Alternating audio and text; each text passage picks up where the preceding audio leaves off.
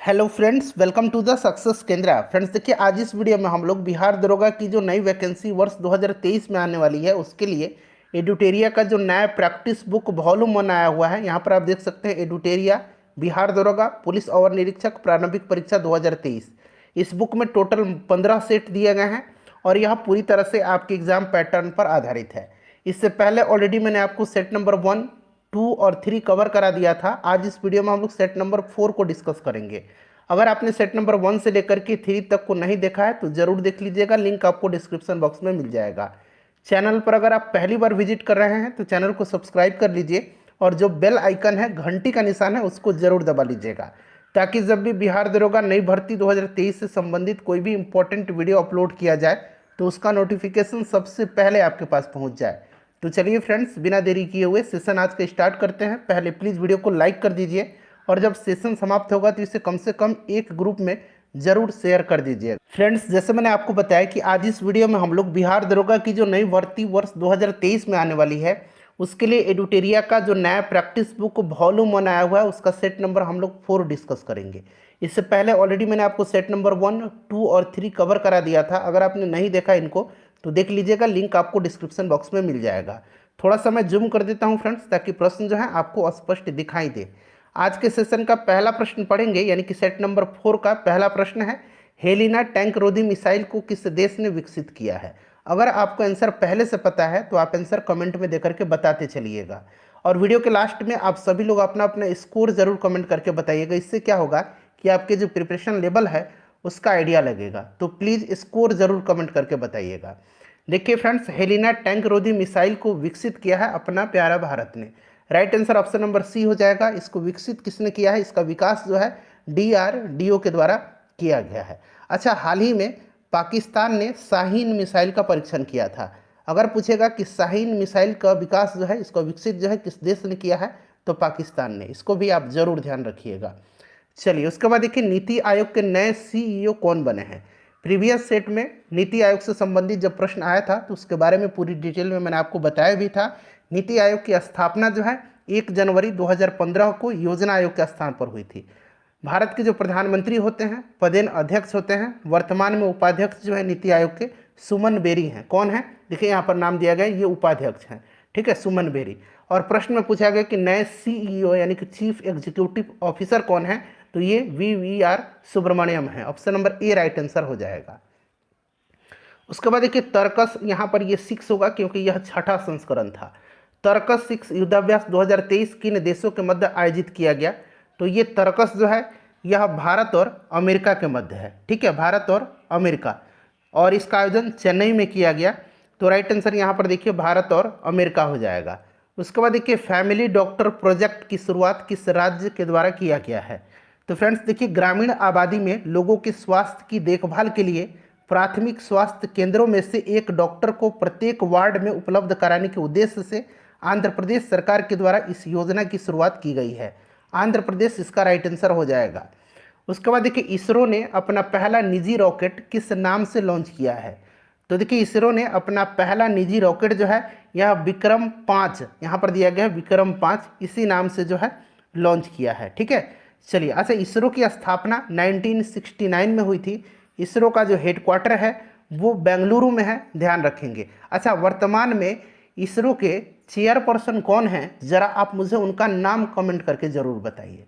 चलिए, उसके बाद देखिए भारत के 80वें ग्रैंड मास्टर कौन बने हैं, तो ये बने हैं विघ्नेश NR। ठीक है, विघ्नेश NR, ये चेन्नई के हैं। यहाँ पर देखिए विघ्नेश NR दिया गया है। उसके बाद देखिए अर्जुन पुरस्कार 2022 हेतु कुल कितने खिलाड़ी का चयन किया गया है। अब यहाँ पर ध्यान दीजिएगा, देखिए अर्जुन पुरस्कार के लिए टोटल 25 खिलाड़ी का चयन किया गया। यहाँ पर देखिए 25 राइट आंसर इसका हो जाएगा। ठीक है। अच्छा, वहीं अगर पूछा जाए कि मेजर ध्यानचंद खेल रत्न अवार्ड किसको दिया गया है, तो ये शरत कमल अचंता को दिया गया है। ठीक है, याद रखेंगे आप। चलिए नेक्स्ट क्वेश्चन कर लेंगे। और 7 लोगों को द्रोणाचार्य पुरस्कार दिया गया है, इसको भी आप जरूर ध्यान रखिएगा। उसके बाद देखिए पद्म भूषण 2023 से सम्मानित श्री कमलेश D पटेल का संबंध किस क्षेत्र से है। अच्छा, 2023 में पद्म पुरस्कार जो है टोटल 106 पद्म पुरस्कार का ऐलान किया गया है। ठीक है, इसमें से पद्म विभूषण 6 है, पद्म भूषण 9 है और पद्मश्री जो है ये 91 है। तो यहाँ पर आप टोटल जोड़ लीजिए, 91, 9, 100 और 6, 106। ठीक है, तो याद रखेंगे। राइट आंसर इसका क्या हो जाएगा बताइए? करेक्ट आंसर इसका हो जाएगा अध्यात्मवाद। Option number B right answer हो जाएगा। उसके बाद देखिए 5वां खेलो इंडिया यूथ गेम्स 2023 का शुभंकर क्या है? तो इसका शुभंकर जो है ये आशा है। आशा क्या है? तो आशा एक चीता है। ठीक है, एक चीता है आशा, ध्यान रखेंगे। अच्छा, इसका आयोजन जो है ये कहाँ पर किया गया? इसका आयोजन जो है कहाँ पर किया गया है? तो देखिए इसका आयोजन जो किया गया ये मध्य प्रदेश के टोटल 8 शहर 8 सिटीज़ में किया गया। ठीक है, इस खेल में प्रथम स्थान पर महाराष्ट्र रहा। चलिए उसके बाद देखिए पुस्तक तुम पहले क्यों नहीं आए के लेखक कौन है? इसको लिखा है कैलाश सत्यार्थी ने। ठीक है, इनको नोबेल पुरस्कार भी दिया जा चुका है कैलाश सत्यार्थी को। उसके बाद देखिए नेक्स्ट क्वेश्चन है कि नए संसद भवन का डिजाइन किस कंपनी ने किया है? यहाँ पर कन्फ्यूजन अपना दूर करिएगा, ध्यान से सुनिए। देखिए अगर पूछेगा कंस्ट्रक्शन कंपनी कौन है, ठीक है, कंस्ट्रक्शन कंपनी तो टाटा प्रोजेक्ट्स लिमिटेड है कंस्ट्रक्शन कंपनी। डिज़ाइन यहाँ पर पूछा गया है तो डिज़ाइन जो है ये आपका HCP प्रोजेक्ट हो जाएगा। ठीक है, कंस्ट्रक्शन पूछेगा कंस्ट्रक्शन कंपनी तब टाटा प्रोजेक्ट होगा। क्लियर है, याद है ना? अच्छा, इसका मुख्य अगर आर्किटेक्ट का नाम पूछा जाएगा तो ये बिमल पटेल हैं। कौन है? बिमल पटेल हैं। देखिए फ्रेंड्स, मैं प्रयास करता हूं कि पूरी डिटेल में आपको बताते चलूं। बेशक आपने दूसरे जगह भी सेट्स को लगाया होगा, मैं पूरे दावे के साथ कह सकता हूं, लेकिन यहाँ पर सेट जो लगा रहे हैं और आपने जहाँ पर लगाया है वहाँ पर दोनों में देखिए कितना डिफरेंस है।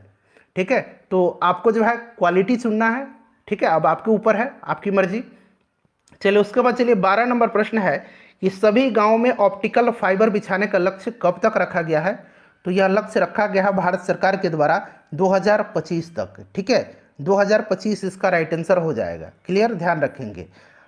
उसका अगर पूछेगा कि सेवा क्षेत्र में 1 ट्रिलियन लक्ष्य प्राप्त करने का जो है वर्ष कब तक रखा गया? तो 2030 तक, और ऑप्टिकल फाइबर का 2025 तक। सियोल शांति पुरस्कार प्रधानमंत्री मोदी जी को दिया गया था। अगर आप पहले से तैयारी कर रहे हैं तो आपको याद भी होगा, मोदी जी को दिया जा चुका है सियोल शांति पुरस्कार। यहाँ पर 2022 पूछा गया है। ठीक है, 2022 में जो है मोदी जी को 2018 में दिया गया था, 2022 में दिया गया है टिम बर्नर्स ली को। अच्छा, ये कौन है? तो ये www आप पढ़ते हैं ना, www डॉट, ठीक है, ये www के खोजकर्ता हैं। क्लियर। चलिए उसके बाद देखिएगा कि एशिया का सबसे बड़ा ट्यूलिप गार्डन का निर्माण कहाँ किया जा रहा है? तो ये किया जा रहा है श्रीनगर में। ठीक है, श्रीनगर में किया जा रहा है, राइट आंसर श्रीनगर हो जाएगा। उसके बाद देखिए जुआरी ब्रिज जो हाल ही के दिनों में चर्चा में रहा, इसका संबंध है फ्रेंड्स देखिए बिहार दरोगा में अब तक, यानी कि पिछली बार जो 2213 पदों पर वैकेंसी आई थी वहाँ तक जितने भी प्रश्न पूछे गए हैं उनको मैंने आपको सब्जेक्ट वाइज कवर कराया हुआ है। हिस्ट्री का अलग, पॉलिटी का अलग, ज्योग्राफी का अलग, साइंस का अलग। अगर आपने अब तक उन वीडियोज़ को नहीं देखा है तो देख लीजिएगा, लिंक आपको डिस्क्रिप्शन बॉक्स में मिल जाएगा। देखिए जुआरी ब्रिज जो है इसका संबंध जो है पूछा गया है, तो राइट आंसर इसका यहाँ पर जो है ये आपका गोवा हो जाएगा। ठीक है, गोवा राइट आंसर इसका हो जाएगा, गोवा से है। क्लियर। चलिए अच्छा, इस पुल की लंबाई 640 मीटर है। उसके बाद देखिए किस आईआईटी ने वार्टनर Q5, ठीक है, री इमेजिंग एजुकेशन अवार्ड जीता है? तो ये जीता है आईआईटी मद्रास ने। रक्षा मंत्रालय ने किसके साथ डोर्नियर विमान खरीदने हेतु समझौता किया है? तो फ्रेंड्स ये किसके साथ किया है? हाल के साथ किया है। ठीक है, चलिए राइट आंसर इसका आपका HAL हो जाएगा। हॉर्नबिल महोत्सव याद रखना है नागालैंड में आयोजित किया जाता है। ठीक है, इसका आयोजन 2022 में नागालैंड में किया गया।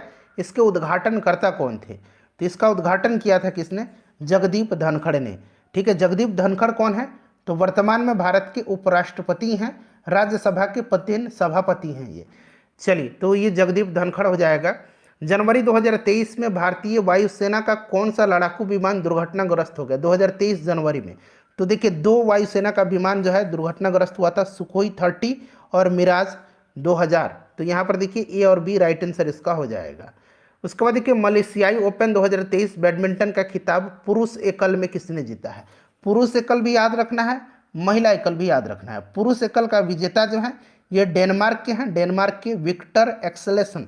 ठीक है, तो ये डेनमार्क के हैं। वहीं महिला एकल पूछेगा तो अकाने यामागुची, यहाँ देखिए ये महिला है। ठीक है, इन्होंने महिला एकल का खिताब जीता है।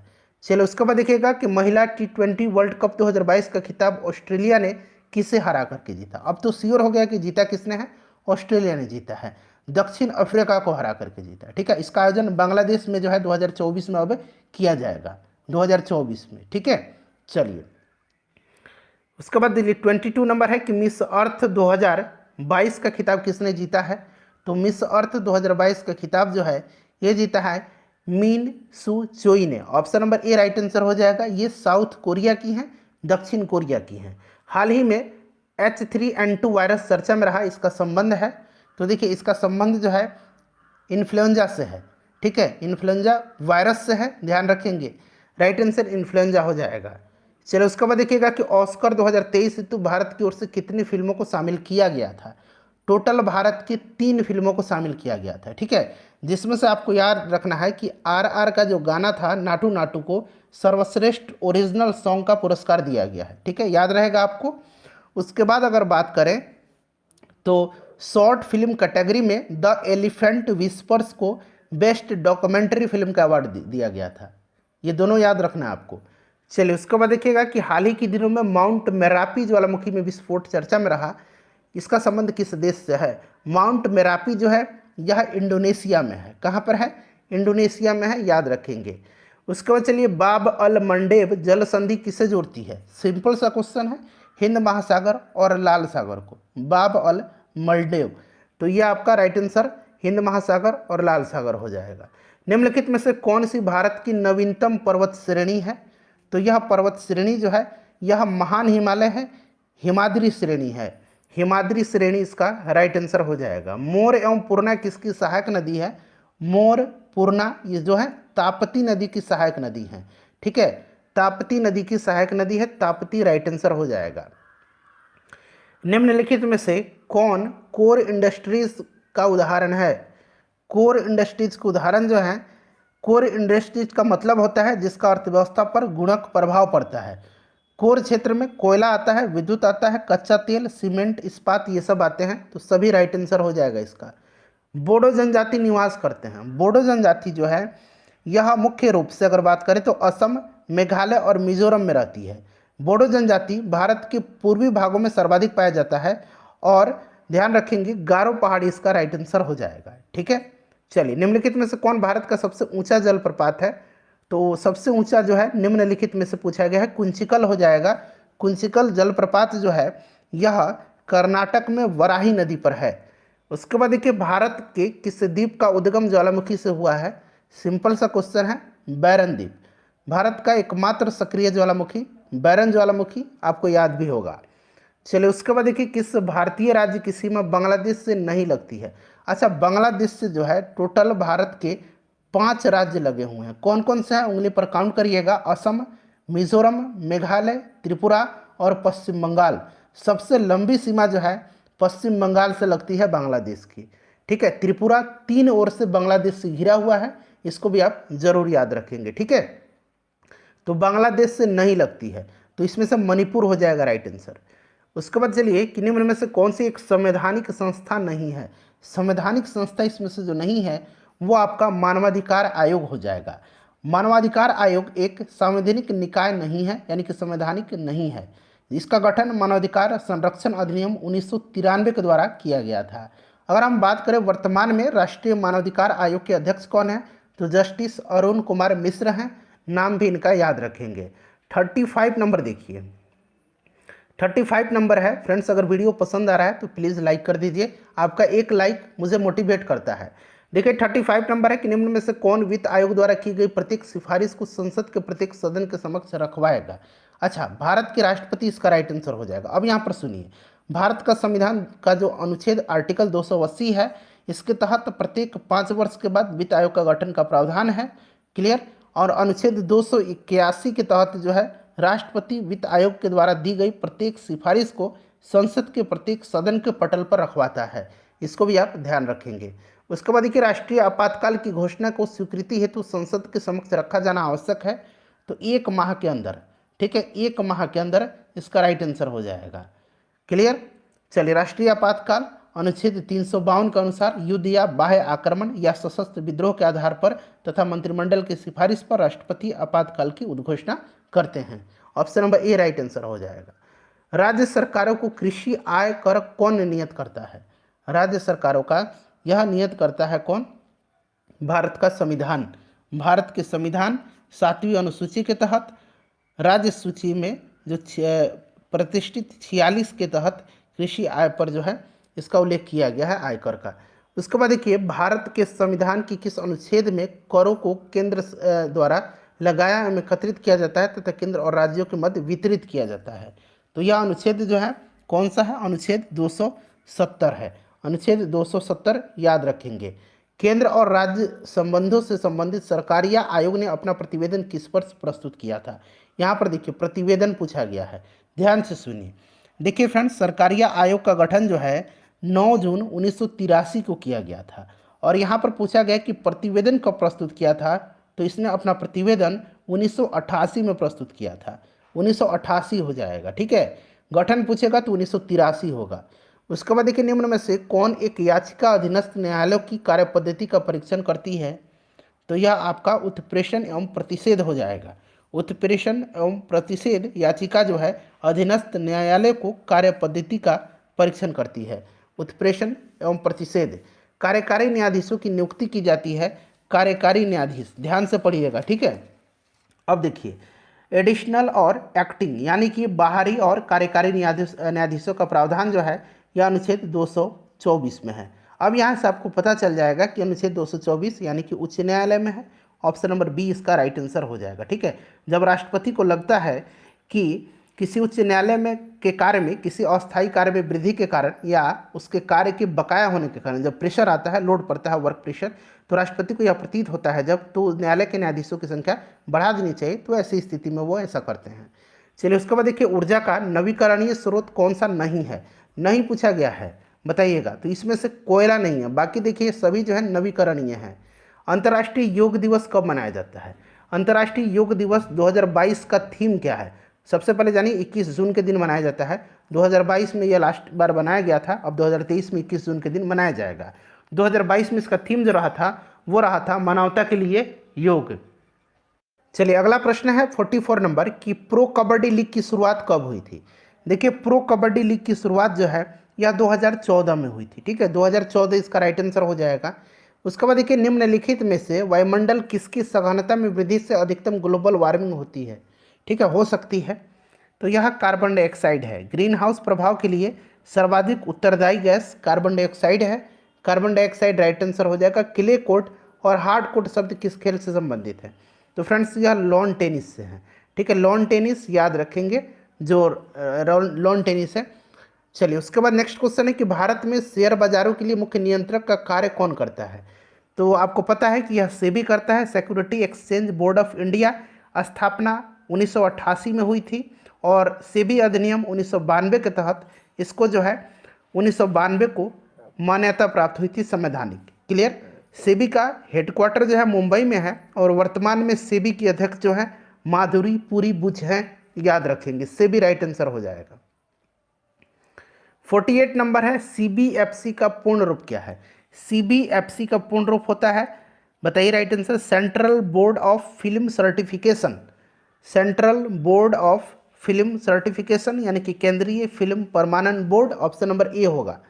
उसके बाद देखिए, निम्नलिखित में से किसने गरीबी उन्मूलन के लिए पूरा, यहाँ पर देखिए पूरा दिया गया, मॉडल अपनाने की वकालत की? पूरा का फुल फॉर्म होता है provision of urban amenities to rural area, ठीक है, याद रखेंगे। Doctor APJ Abdul Kalam right answer इसका हो जाएगा, इन्होंने ही इसका समर्थन किया था। चलिए, right answer doctor APJ Abdul Kalam हो जाएगा। देश तथा उसके राजधानी का संबंध में कौन सा विकल्प गलत यहाँ पर दिया गया है? देखिए, वेनेजुएला की राजधानी जो है ये कहाँ पर है?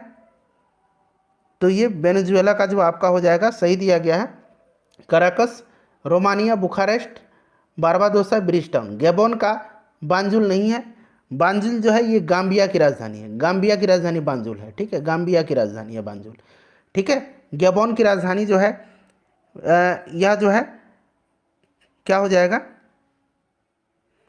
लिब्रेविले, यहाँ मैं लिखता हूँ लिब्रेविले, ये गैबोन की राजधानी है, ठीक है। तो ऑप्शन नंबर डी गलत दिया गया है। चलिए, उसके बाद देखिए, भारत के किस राज्य में मोत्सु महोत्सव मनाया जाता है? तो यह मनाया जाता है नागालैंड में। नागालैंड राइट आंसर इसका हो जाएगा। चलिए उसके बाद देखिए चोल साम्राज्य का सर्वाधिक विस्तार किस शासक के समय में हुआ था। अच्छा, चोल वंश का संस्थापक कौन था? विजयालय था। सर्वाधिक विस्तार जो है ये राजेंद्र प्रथम के समय में हुआ था। ठीक है, गंगई कोड चोलम की उपाधि याद इसने रखी थी, उपाधि धारण की थी, आपको याद होगा। तो ये आपका राजेंद्र प्रथम हो जाएगा। उसके बाद देखिए किस राष्ट्रकूट शासक ने एलोरा के पर्वतों को कटवा करके प्रसिद्ध कैलाश मंदिर का निर्माण करवाया था? आपको याद होगा। तो राइट आंसर इसका हो जाएगा कृष्ण प्रथम। कृष्ण प्रथम राष्ट्रकूट शासक था। राष्ट्रकूट वंश की स्थापना दंती दुर्ग ने किया था। किसने किया था? दंती दुर्ग ने किया था। इसको भी आप याद रखेंगे। निम्न में से कौन वैदिक साहित्य नहीं है इसमें से? तो इसमें से वैदिक साहित्य जो है ये पुराण नहीं है। ठीक है, याद रखेंगे। उसके बाद देखिए महाविशाप सूत्र की रचना किसने किया था? तो इसकी रचना वसुमित्र ने किया था। ठीक है, वसुमित्र ने किया था, याद रखेंगे। राइट आंसर इसका वसुमित्र हो जाएगा। चलिए उसके बाद नेक्स्ट क्वेश्चन है हमारा कि गुजरात का अंतिम हिंदू शासक कौन था जो अलाउद्दीन खिलजी की सेनाओं का मुकाबला किया? तो यह जो था यह बघेल वंश का शासक था, कर्ण द्वितीय। गुजरात का यह अंतिम हिंदू शासक था जो अलाउद्दीन खिलजी की सेनाओं का मुकाबला किया था, कर्ण द्वितीय। उसके बाद देखिए दिल्ली सल्तनत के समय पेंशन विभाग को कहा जाता था।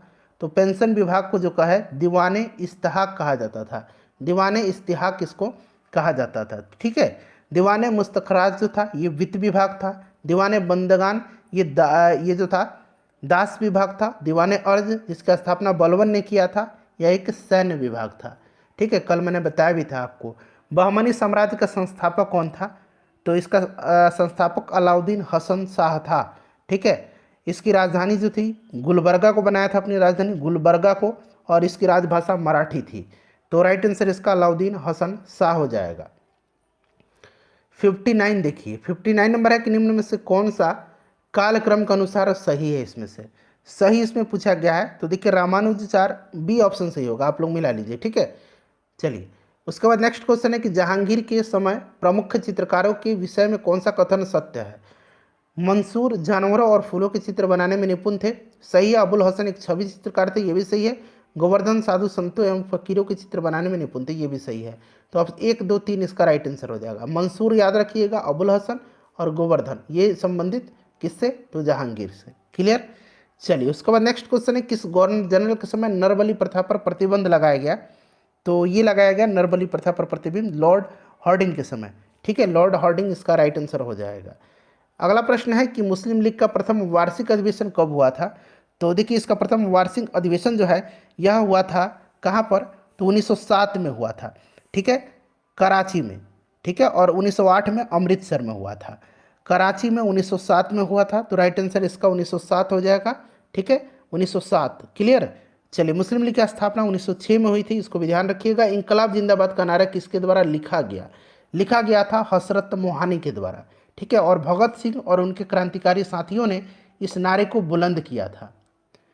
नेक्स्ट क्वेश्चन है कि अखिल भारतीय किसान सभा का गठन किया गया था 1936 में, 1936 में। किसने किया था? तो स्वामी सहजानंद सरस्वती ने किया था। इसके प्रथम अध्यक्ष स्वामी सहजानंद सरस्वती थे और एनजी रंगा इसके महासचिव थे। ये भी आप ध्यान रखिएगा, 1936। निम्नलिखित में से किस भारतीय नेता ने खिलाफत आंदोलन का समर्थन नहीं किया था? समर्थन नहीं किया था तो ये मदन मोहन मालवीय थे। निम्नलिखित में से यहाँ से पूछा गया है। ठीक है, चलिए उन्होंने इस आंदोलन में कांग्रेस की जो भागीदारी थी उसका विरोध किया था। तो राइट आंसर मदन मोहन मालवीय हो जाएगा। यहाँ पर देखिए न्यूटन मीटर स्क्वायर, यहाँ पर देखिए। ठीक है, ऐसे लिख सकते हैं आप, न्यूटन मीटर स्क्वायर और नीचे में बटा में के स्क्वायर। ठीक है, अब आपको समझ में आ गया होगा। यह जो है यह गुरुत्वाकर्षण के सार्वभौमिक नियतांक यानी कि जी का जो है यह एसआई मात्रक है। Option number A right answer हो जाएगा इसका। क्लियर, याद रखिएगा जी का मान कितना होता है? तो 6.67 गुना 10 के पावर -11 होता है। इसको भी आप ध्यान रखेंगे। निम्नलिखित में से किस जोड़े की दिशा हमेशा एक समान होती है? तो यह कौन सी है? बल और त्वरण है। बल और त्वरण है, ध्यान रखेंगे। बल और त्वरण इसका राइट आंसर हो जाएगा। चलिए उसके बाद नेक्स्ट क्वेश्चन है कि निम्नलिखित में से कौन त्वरण के मान को गुरुत्व के कारण प्रभावित नहीं होती है? निम्न में से कौन त्वरण के मान को गुरुत्व के कारण प्रभावित नहीं होती है? तो यह आपका हो जाएगा द्रव्यमान। ठीक है, द्रव्यमान इसका राइट आंसर हो जाएगा। निम्न परिस्थितियों में से किसमें कार्य नकारात्मक बल द्वारा किया गया है। तो यहाँ पर देखिए, जब कोई वस्तु बल की दिशा की विपरीत दिशा में स्थानांतरित होगी। ऑप्शन नंबर इसका सी हो जाएगा राइट आंसर। 70 नंबर प्रश्न है कि गति का पहला समीकरण निम्न में से किसके बीच संबंध दर्शाता है। तो गति का पहला समीकरण जो है यह वेग और समय के बीच में, वेग और समय इसका राइट आंसर हो जाएगा, ऑप्शन नंबर डी हो जाएगा। ठीक है, चलिए गति के समीकरण मुख्य रूप से 3 प्रकार के होते हैं। v equal to u plus एक ए टी होता है। ठीक है, उसके बाद v square equal to u square plus 2as होता है। एस है, ये एस डिस्प्लेसमेंट है, याद रखेंगे। एक होता है s equal to u t plus half a t square होता है। अब यहाँ पर देखिए v जो है ये फाइनल है, फाइनल वेलोसिटी, यू इनिशियल है, ए एक्सेलरेशन है, ठीक है, और टी जो है टाइम है। चलिए उसके बाद देखिए निम्नलिखित में से कौन सा जोड़ा तुलनात्मक रूप से ऊष्मा का कुचालक को दर्शाता है।